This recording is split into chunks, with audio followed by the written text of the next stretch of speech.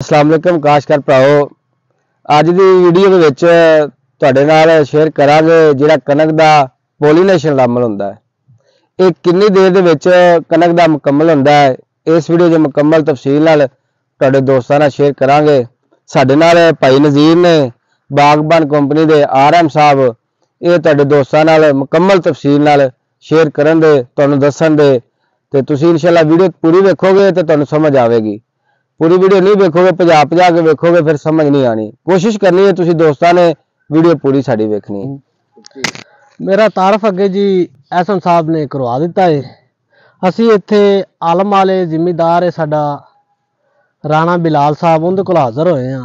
कई भाइयों के कमेंट होंदे ने कि पोलीनेशन के उत्ते सानू कोई ब्रीफिंग दिओ कि पोलीनेशन का अमल किन्ने दिनां च हुंदा है, किस तरह होंदा है, सानू किस तरह पता लग जाए कि पोलीनेशन मुकम्मल हो चुके है। इस टाइम गंदम 70% जी पोलीनेशन के अमल के उत्ते आ।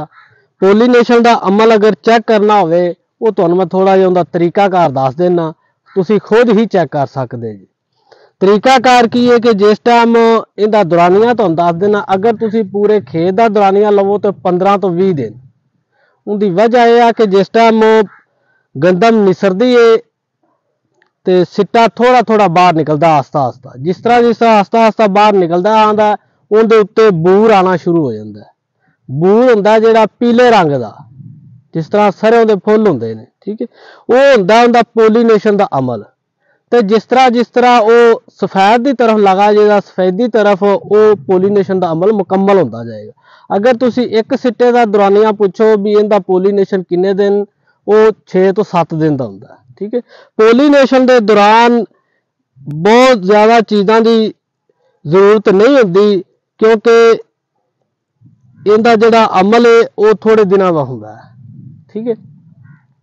पोलीनेशन दे टाइम मौसम बड़ा खुशगवार होना चाहिए, मौसम ठंडा होना चाहिए, जिंदी वजह तो फिर साडी पोलीनेशन अच्छी होंदी है। स्ट्रैस नहीं मौसम का आता, गर्मी की शिद्दत नहीं होती। तो मौसम अगर सैट होगा तो तुहाडा पोलीनेशन सही होगी तो झाड़ तुहाडा ज़्यादा आ सकता है, ठीक है। पोलीनेशन की मैं तफसीलन गल दस दी है। अगर पोलीनेशन दी वजह तो मौसम की वजह तो अगर ज़्यादा गर्मी होती है तो फिर तुहाडा झाड़ घट सकता है। अगर पोलीनेशन के टाइम मौसम ठीक है तो तुहाडा झाड़ जिहड़ा वो वध सकता है। यह तुसी गंदम का खेत चेक कर सकते जे कि हाँ जी, जिस टाइम पोलीनेशन की मुकम्मल हो जाती बाद बंदे पुछते हैं जी असी स्प्रे किस टाइम करनी, पोलीनेशन तो पहले कर लीए या बाद चो, या पोलीनेशन होंदियां दे टाइम ते कीता कोई नुकसान तो नहीं होंदा। पोलीनेशन के दौरान किसी भी किस्म की स्प्रे नहीं करनी चाहिए। वजह कि जिस टाइम पोलीनेशन हो रही अगर इनके उत्ते किसी कैमिकल का कोई साइड इफेक्ट हो गया तो तुहाडा पैदावार घट सकती। इस वजह तो जिस टाइम पोलीनेशन मुकम्मल हो जाए तो फिर तुसी स्प्रे करनी है, या पोलीनेशन होने तो पहले जिस टाइम गब्बे की हालत होंदी है उत्थे तुसी इहदा स्प्रे कर सकते जी। मेरी तरह ये सिट्टा निकल रहा है, इहदी पोलीनेशन कुछ दिन तो बाद होएगी क्योंकि ये सिट्टा इहदे अपने गोब की हालत के जिस तरह निकलता आएगा उस तो इहदे उत्ते बूर आएगा। बूर जिस टाइम इहदी पोलीनेशन मुकम्मल होएगी ये सिट्टा सारा मुकम्मल बाहर आ जाएगा तो इहदी पोलीनेशन भी 6 तो 7 दिन के मुकम्मल हो जाएगी, ठीक है।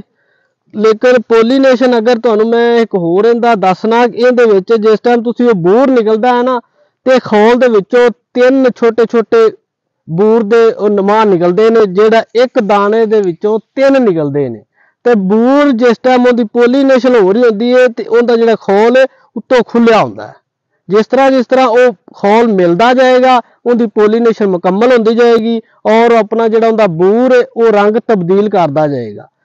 जिस टाइम वो सफेदी की तरफ चला जाएगा फिर तुहाडा पोलीनेशन का अमल मुकम्मल हो जाएगा, फिर तुसीं उहनूं अपना स्प्रे वगैरह कर सकते।